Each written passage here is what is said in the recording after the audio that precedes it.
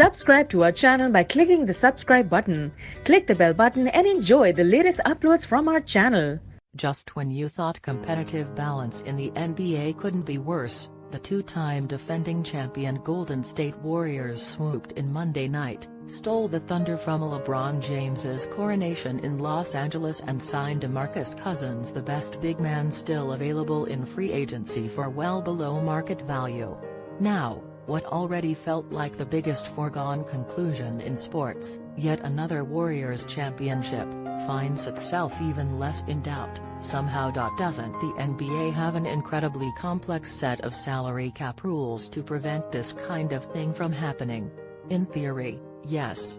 But from Kevin Durant's discount contract to Klay Thompson's talk one of leaving millions on the table to remain with Golden State, not to mention veteran coups like the one they got with David West, the Warriors have a long history of convincing stars to take less money for the sake of the dynasty.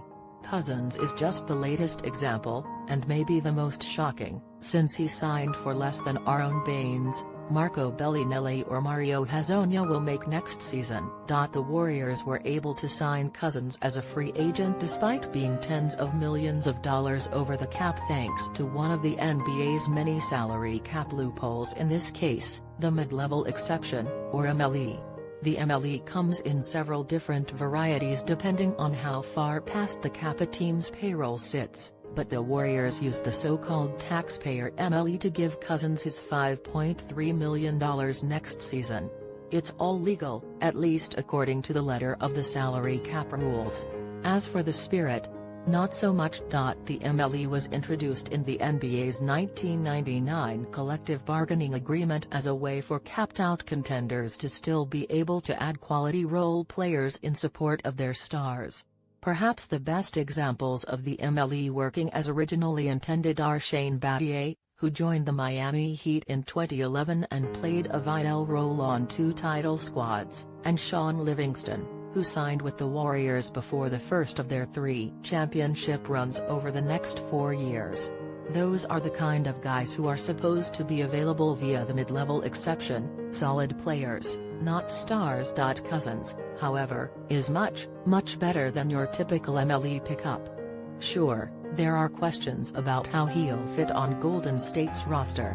But he also made the All-NBA second team as recently as 2016, and has generated 11.2 points of value over replacement player VORP, worth roughly 30 wins, over the previous 3 seasons according to BasketballReference.com, a tally that ranks 16th in basketball during that span. Using archives of Basketball Reference's database of contracts going back to the 2012-13 season, I identified 175 instances of the MLE or one of its variants, including the taxpayer/mini mid-level and the so-called room exception being used to sign a player in recent years, prior to the summer of 2018. For those, the average MLE signee had generated 1.2 VORP in the 3 seasons leading up to his contract, meaning Cousins was worth about 27 more wins than the typical mid-level worthy player in the years before signing his new contract. No other MLE pickup in our dataset was even remotely close to being as valuable going into his new deal as Cousins was over his past 3 years. It's probably clear by now just what a steal Cousins is for $5.3 million, but here's one more note: our Carmelo projection system, which spits out fair dollar values for every player's production, thinks Cousins should be worth about $46.1 million next season. The NBA's maximum salary rules preclude him from getting quite so much, of course, but he still figures to be worth far more than the mid-level pittance Golden State is doling out for his services. From Cousins' perspective, it does make some sense to cut this particular deal. He is coming off a major injury last season, and may not be available to the Warriors until after the 2018-19 season begins. The Pelicans' unexpected surge without him during the playoffs reinforced old questions about Cousins' ability to win, and the market for bigs was looking sparse anyway this summer, with the repercussions of 2016's wild spending spree crashing down on teams' cap and luxury tax budgets. According to the Undefeated's Mark J. Spears, Cousins didn't receive any significant contract offers when free agency opened up. So instead, Cousins is gambling that he can fit in with the Warriors' legendarily unselfish group for a year, produce solid numbers,